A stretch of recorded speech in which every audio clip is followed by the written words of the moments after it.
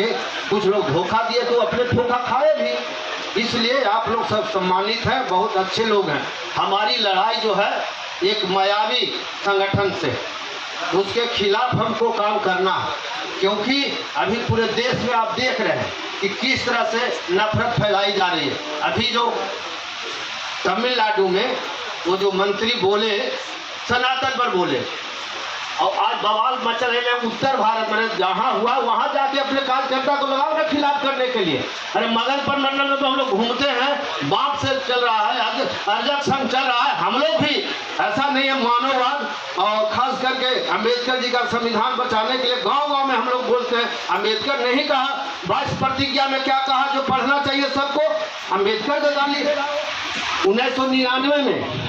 1999 में अटल जी के साथ दरविन मुड़े तो कड़गम साफ था कि नहीं।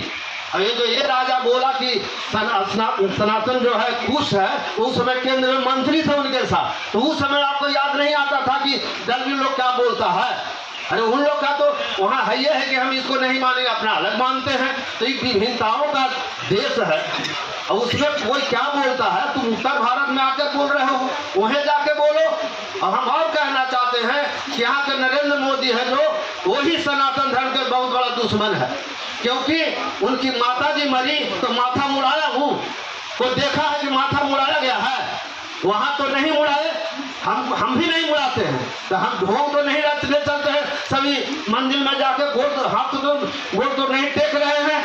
इसलिए वह आदमी नौटंकीबाज है, वह वहाँ अपने इलाका में गुजरात में सनातन धर्म को धज्जी उड़ाया, उन्होंने अपने माता को नहीं मरने पर माथा नहीं मुड़ाया। अब बिहार उत्तर प्रदेश के हमारा कहिए कि भावना के साथ खिलवाड़ कर रहा है कि यहाँ ढोंग रहता है, कभी केदारनाथ में तो कभी बनारस में डुबकी लगाकर, कभी 1 घंटा बैठी। से सावधान हमको रहना।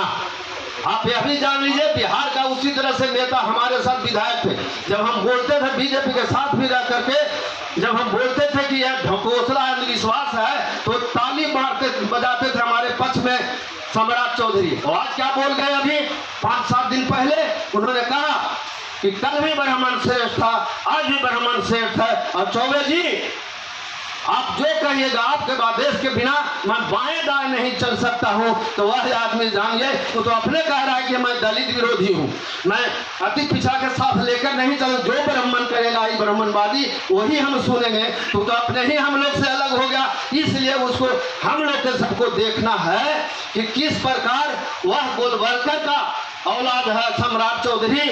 यहाँ हमारे जो जगदेव प्रसाद सही जगदेव के वंशज नहीं हो सकता है, वो गोलवलकर का बलकर है वंशज है। यह हम कार्यकर्ता के रखा तो डायरेक्ट विरोध में आ गया नरेंद्र मोदी। इसलिए हमको रहना है, तो उससे सचेत रहना है। अब कहीं भी हम लोग पर आरोप क्या लगाएगा, हम लोग तो कौन न जानता है कि देश का नेता एक है जो ईमानदार है। अगर जो बैठा देते हैं केंद्र में प्रधानमंत्री के पद पर आदरणीय नीतीश कुमार जी का, तो पूरे देश में जाके जनगणना होगा और हम लोग दलित अति पिछड़ा का काम होगा। बस